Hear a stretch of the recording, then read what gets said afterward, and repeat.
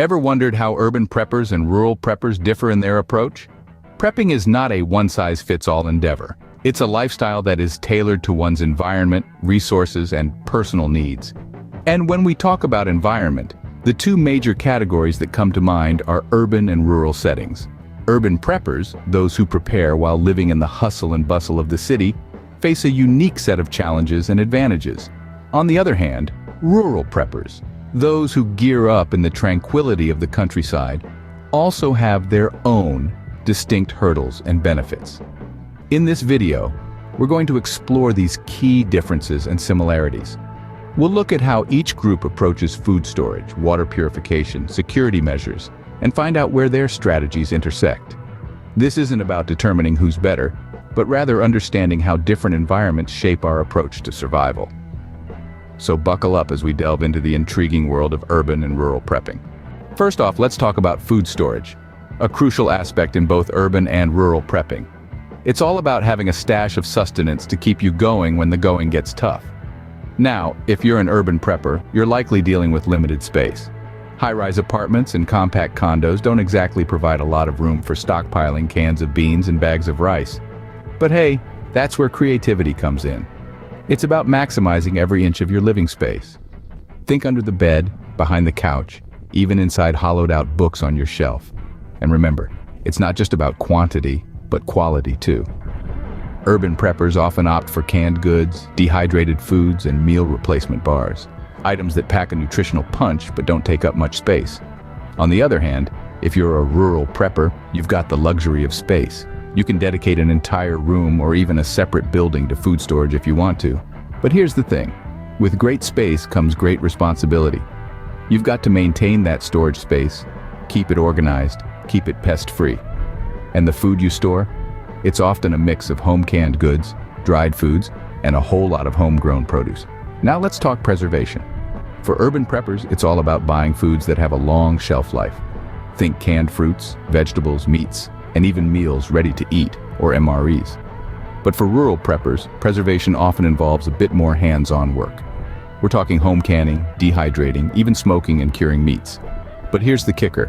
Regardless of whether you're an urban prepper with a pantry squeezed into a closet or a rural prepper with a dedicated food storage shed, the goal remains the same: to be self-sufficient and prepared for whatever life throws your way. While urban preppers may have to get creative with space, rural preppers have the luxury of space but face challenges with accessibility. Next, we move on to water purification, a vital survival need. In the world of prepping, the methods used for purifying water can be as varied as the environments in which they are applied. Urban and rural preppers, though living in contrasting landscapes, are united in their understanding of the importance of clean water for survival. Urban preppers, surrounded by concrete and high-rises, often rely on purification tablets or portable filters. These compact, lightweight solutions are ideal for city dwellers, who may have limited space for storage and need to be ready to move quickly if necessary. Purification tablets are a boon in a pinch, killing bacteria and viruses in the water. Portable filters, on the other hand, can remove both bacteria and parasites, providing a higher level of purification. The challenges faced by urban preppers include finding a reliable water source and dealing with potentially higher levels of pollutants. However, the advantage of compact and portable methods is their ease of use, allowing for quick action in a crisis situation. In contrast, rural preppers have the luxury of space and often access to natural water sources. They might lean more towards boiling as a primary method of water purification. Boiling is one of the oldest and most reliable methods to make water safe to drink, killing bacteria, viruses, and parasites. It requires a heat source and a container, resources that are typically available in a rural setting. Rural preppers may face challenges such as fuel availability for boiling and the time it takes.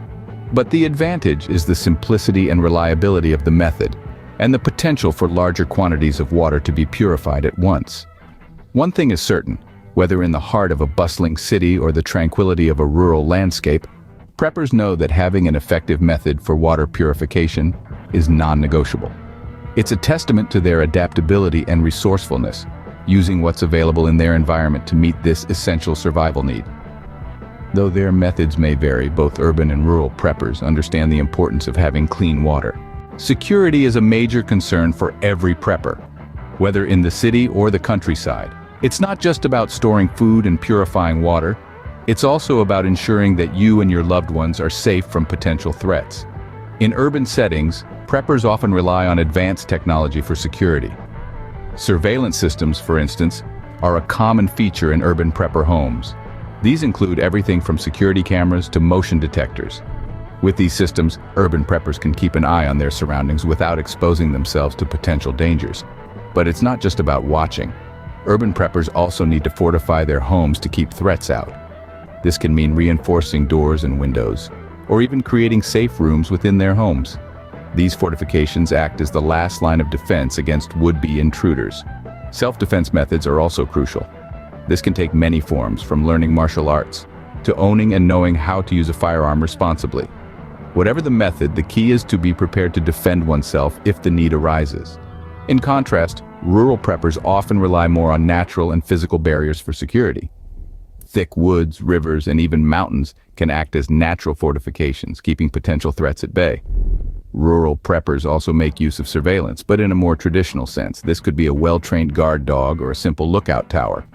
And, like their urban counterparts, rural preppers also place a high value on self-defense. However, they may lean more towards hunting weapons, such as bows or rifles, given their environment. Again, it's not just about the gear, it's about the skills and the mindset. Whether you're an urban or rural prepper, understanding your environment and knowing how to respond to threats is vital. So, while the methods may vary, the underlying principle is the same. It's about creating a safe space, a sanctuary, where you and your loved ones can weather whatever storm may come your way. Security measures may differ based on location, but the goal remains the same: staying safe. Despite their differences, urban and rural preppers share some common ground. Ain't it funny how, no matter how different we might seem on the surface, we all got something in common when you dig a little deeper? That's true for urban and rural preppers too. Sure, the environment might be poles apart, but the core principles, they're the same, no matter where you're hunkering down. First off, every prepper, city dweller, or country folk alike knows the importance of having a plan. You can't just wake up one day and decide you're a prepper. It takes planning. What you're prepping for, how you're going to do it, where you're going to store everything, what's your escape route if things go south. It's a whole strategy, a game plan. Then there's the focus on self-sufficiency. It's about not relying on anyone but yourself. If the lights go out, you got your own power. If the stores close, you got your own food. If the water stops, you got your own source. That's self-sufficiency, and it's key for both urban and rural preppers. Lastly, we've got the emphasis on learning survival skills. These are the skills that'll keep you alive when the world goes to pot. Knowing how to start a fire, how to find food in the wild, how to treat a wound. These skills are universal, whether you're in a high-rise apartment or a log cabin in the woods. In the end, whether urban or rural, prepping is about being prepared for the unexpected. So there you have it, a glimpse into the contrasting worlds of urban and rural prepping. Each environment, with its unique challenges and advantages, shapes the way preppers plan, prepare, and adapt to survive. In the bustling concrete jungles of our cities, urban preppers utilize every nook and cranny, transforming small spaces into effective food storage areas. They've become masters at water purification, turning even the murkiest city water into a safe, drinkable resource. On the other hand, rural preppers, with the luxury of space and nature's bounty, have a different set of priorities. Their food storage often includes homegrown produce and hunted game. Water sources are more abundant, but still require purification to ensure safety.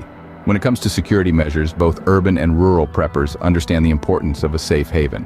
Urbanites may fortify their apartments or condos, while rural folks might focus on securing their wide-ranging properties. Despite these differences, there is a common ground that unites all preppers: the determination to survive. Whether in the heart of a city or the quiet of the countryside, the spirit of preparedness is universal. It's about learning, adapting, and overcoming the odds. Remember, no matter where you are, prepping is about planning, preparing, and surviving. Stay safe out there.